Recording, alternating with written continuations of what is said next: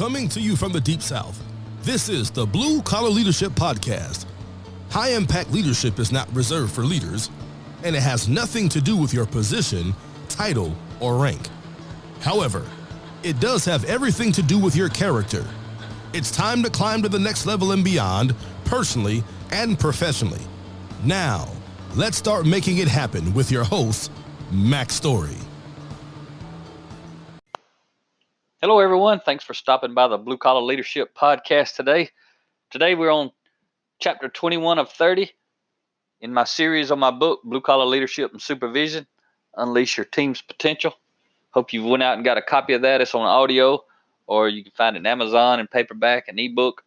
Or actually, you can also, if you want to read the first 5 chapters, you actually can type in bluecollarleadership.com/download.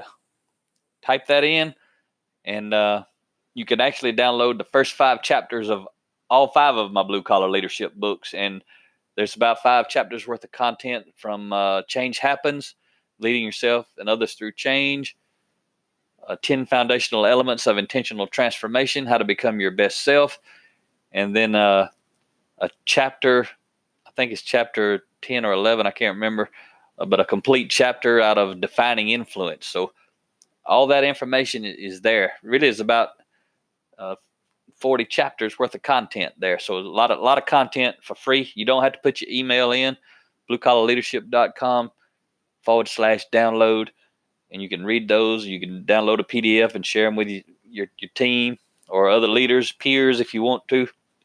Anyway, that stuff's out there. So today, chapter 21, we're talking, the title is Abundance Allows You to Accelerate. And the subtitle, you may have heard this, is somewhat common, but a lot of times people who've never really studied and read leadership, they got to learn it all because they ain't studied any of it before. And I know that's where I was at in 2008. Everything was new to me. And I was almost 40 years old, and I had never heard this stuff. But the subtitle is Be a River, Not a Reservoir. And we're going to talk about that in a second. But see, high-impact leaders have an abundance mindset. Abundance means there's plenty to go around. There's plenty of raises. There's plenty of credit. There's plenty of promotions. There's plenty of everything. Abundance says there's enough for everybody, and everybody can have a lot. Scarcity says there's only so much, and I got to get my piece. Low-impact leaders, managers of people, they operate out of a scarcity mindset. They're insecure. It takes a secure leader to lead and live with abundance. And so abundant people think they can share everything and everybody's still going to have plenty. And that's the truth. Scarcity mindset said, oh no, there's only so much and I got to get my piece. And they're usually struggling to get their piece. Because when you have a scarcity mindset, you turn off a lot of people. And so your influence is diminished, your options are diminished, and you think you're living in a scarce world because you don't get much. But the reason you don't get much is because you have scarcity mindset. And it's kind of like round and around, which comes first. But I'm going to tell you what comes first is you have to align your values with values of security, discipline. When you're growing, you're not afraid somebody's going to take your stuff, whatever that is. When you're slowing, you're afraid everybody's going to take your stuff. If I'm not growing and developing, but somebody on my team is, I'm going to have a scarcity mindset. I'm going to be worried to death they're going to take my job. But if I'm growing, I'm going to have an abundant mindset. They can have my job because I'm going to go get another job. Or I can grow and develop them, and because I'm growing and developing myself and my team, nobody's going to get my job because I'm growing and developing in my position. So I'm going to grow and develop my team members, and they're going to go get another job, either inside the company or outside the company. Doesn't matter. I'm a team growing machine, and I'm living out of abundance. And see, that changes my results. If I'm a scarcity-minded leader, I'm not pouring into my team because I'm afraid how they'll threaten me. So my team not going to get good results, and I'm not going to get good results. If I have an abundance mindset, I'm going to pour into myself so that I can pour into my team. And because I do that, I'm going to get good results. They're going to get good results. we're going to get good results, and we're all going to thrive. So Thomas Jefferson had this to say: a candle loses nothing when it lights another candle. And see, knowledge is the one thing you can give it all away without losing any of it. I could get on these podcasts every day if I wanted to and dump everything in my mind out. I can dump it in my books. People can read my books after I've written it down for them. They can study it. They can learn every single word in every book. But I still got it. It's pretty cool. You can give it away without losing it. I read, I don't know who said it, but I've used the meme and I quote it to unknown source because I don't know who said it. But basically the quote goes, if we exchange $1, we both have one. But if we exchange an idea, we both have two. That's good stuff. That's abundance. Scarcity says I can't share my idea. If you get my idea, then I won't have it. You'll have it. Scarcity says if you get a raise, I can't get a raise. Abundance says we can both get raises, either here or somewhere else. There's plenty of raises to go around. They're all over the place. Right now, you get on Google and find a job that you'd probably like to do, double your salary, no matter who you are and where you are. You may not be qualified for that job. That doesn't mean it's not out there. That means you need to get qualified if you want that job that'll double your salary. You're in charge of that. That's a different talk. But it's out there. You can double it, you can triple it, you can quadruple it. I know I've done it. My son's done it. My wife's done it. People I've mentored have done it. They have to have an abundance mindset. Say, oh, that stuff's out there. I'm going to get it. There's so many people I talk to all the time. I say, how many of you guys like to double your salary? Everybody's hand goes up. Reckon how many of them going to do it? A lot of times, it ain't many. But it's out there. But they'll moan and groan about, I can't get a raise, I can't get a promotion, I can't do this. It's out there. It takes hungry folks. The hungry folks are the ones that get fed. All right. Let's go back and talk about abundance and scarcity. When we're rivers, we allow what flows into us to also flow through us and into others. Remember, the whole thing is high impact leaders. Be a reservoir, be a river, not a reservoir. So when we're rivers, we allow what flows into us to also flow through us and into others in an effort to give our team an advantage. When we are reservoirs, we hoard what flows into us in an effort to give ourselves an advantage over others. See, high impact leaders want the team to have the advantage because it's all about the team. Low impact leaders, they want to have the most information. They want to have the advantage because they want control. You know, you may have heard people say, knowledge is power. Low impact leaders are the ones who want power. High impact leaders want results. They want everybody to have knowledge. And in a sense, it's true. Knowledge is power, but collective knowledge is more power, I promise you. Collective knowledge, none of us is as smart as all of us. None of us is as creative as all of us. None of us is as strong as all of us. You with me? That's synergy. The whole's greater than the sum of the parts when we work together. So high impact leaders are rivers, and they're very intentional about sharing knowledge and teaching others how to do what they do. So they can share knowledge in general about what's going on, what the future holds, what's going on at the end of the week, what happened in the meeting a little while ago. High impact leaders are sharing knowledge. See, low impact leaders, they don't like to share a lot of knowledge because then they can't deal with all the questions or the input because they don't really know how to lead. So then they get into directing mode. When people start asking questions, they start giving directions. And a lot of times the direction is shutting everybody down. So then there's a lot of conflict. But that's because they're a low impact leader. They don't know how to lead. They can't deal with a team of people that have opinions and questions. High impact leaders want a team of people that has opinions and questions. I want all of my minds thinking, not just mine. But when it comes to teaching how to do things, High impact leaders, high impact people show others how to do what they do. They teach them. They don't want to be the hero. They don't want to be the only one on the team that knows. They want everybody on the team to know how to do it. Secure leaders are not threatened by others having knowledge.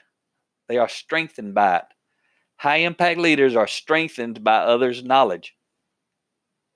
Why wouldn't a leader want their team to have all kinds of knowledge? I can tell you, because they're insecure and they're threatened. That's why. It's silly, but it's a fact of life. I'm pretty sure you've seen it and you've witnessed it. So managers of people or low impact leaders, whichever words you want to use, it kind of gets complicated because there's all these semantics. Everybody talks about it in different ways. But when I say low impact leader, I mean a manager of people, not a leader of people. So managers of people, low impact leaders, they don't function as rivers, but instead they're like a reservoir. You know, a river, the water just flows through it. A reservoir, it just collects and collects and collects. So they're intent on collecting knowledge, low impact leaders. They don't want it to pass through them into others. And these low impact leaders, these managers of people, they want to be needed. That's a part of their insecurity. For them to feel good, they have to be needed. High impact leaders, they see it a completely different way. They want to be succeeded. Because most high impact leaders, they're growing and going. They climbing the ladder. They may climb it in this company, they may climb it in another company. But let me say this, if they're passionate about what they're doing, they can stay in one spot and lead from that spot their entire career and be happy and be exactly where they belong because they're passionate about what they're doing. But they still want to be succeeded in a different way. They want to grow and develop leaders. That's how they show they're developing people to succeed other leaders. Kind of like succession planning. But what you can promise, if something happens to that leader, even something unexpected could happen, be an accident or have a health issue. All of a sudden, he's not there tomorrow. He wants to be succeeded. He wants to have many people on his team prepared, he or she prepared to go fill their position. See, a manager who wants to be needed, they don't develop the people. They don't want to be succeeded. So if something happens to them, then it's like crisis mode.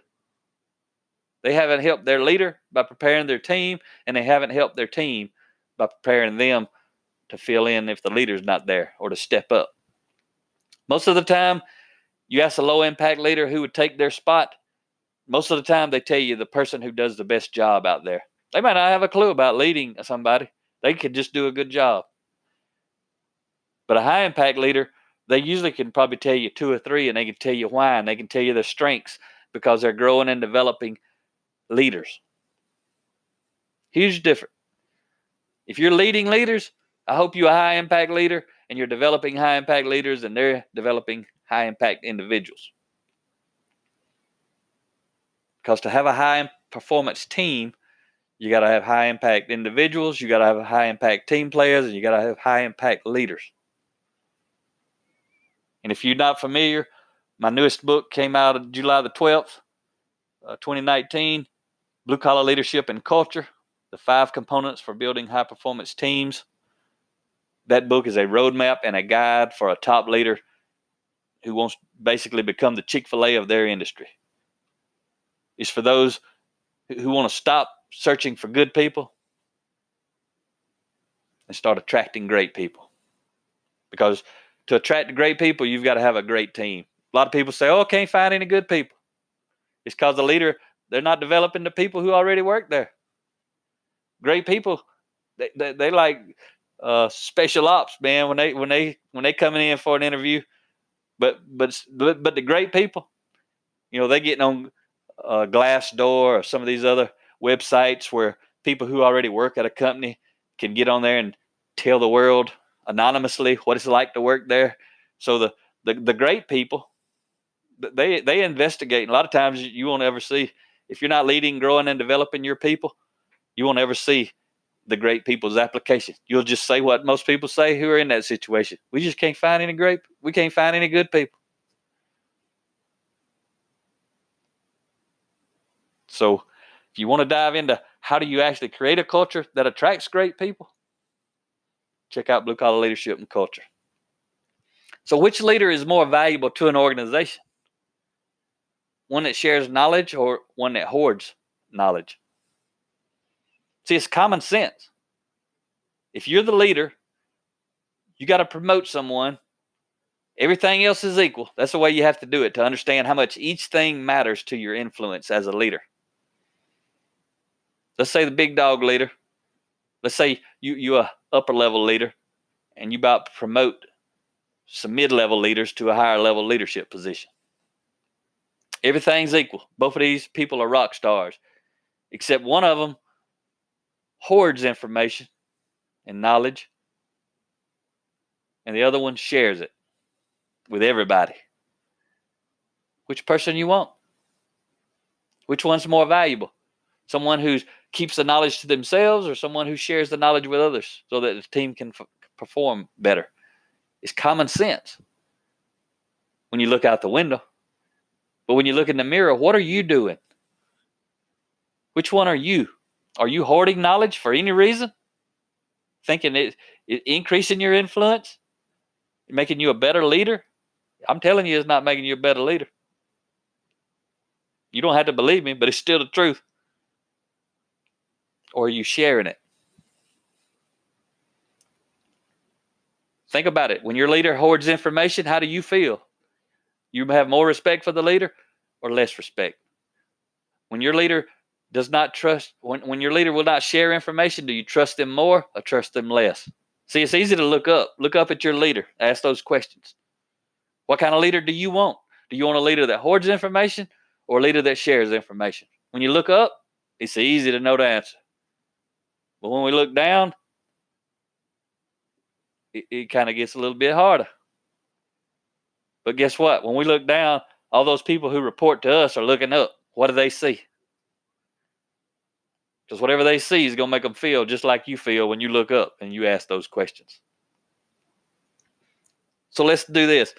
Assume you're the boss and someone's going to be promoted and or receive a raise. You can only offer this to one person.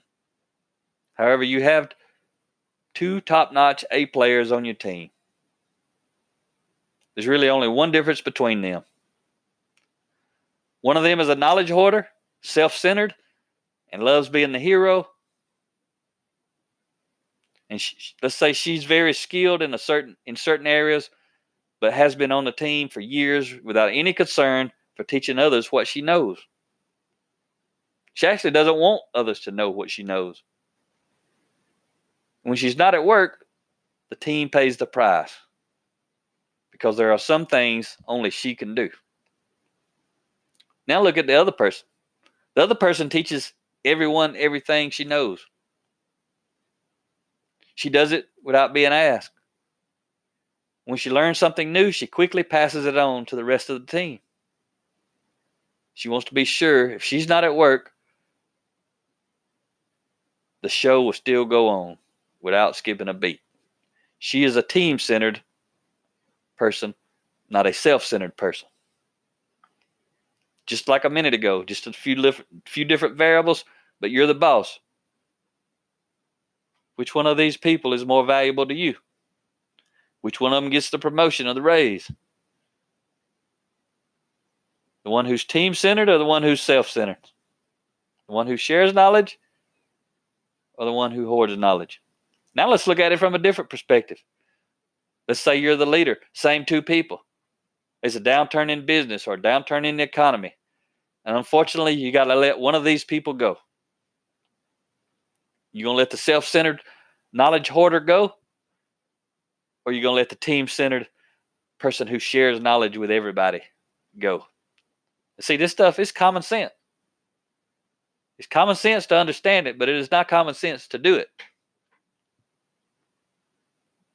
So I hope you enjoyed this lesson on abundance and scarcity. And I hope you choose to live with abundance. And if you find some areas that you don't, You need to get to work. Because see, we can live in abundance in one space of our life, and in another space we can be in scarcity. But it impacts our influence, our ability to connect with others, our ability to build trust. So I hope you enjoyed the episode. Talk to you next time. Make it happen or someone else will. It might as well be you. Are you serious about taking your career and your life to the next level and beyond? Check out Mac Story's Blue Collar Leadership series books and others, now available on audio, along with paperback and ebooks at Amazon, iTunes, and Audible. Please visit bluecollarleadership.com to learn about Mac's books, programs, special offers, certifications, and more. Thank you for listening to the Blue Collar Leadership Podcast.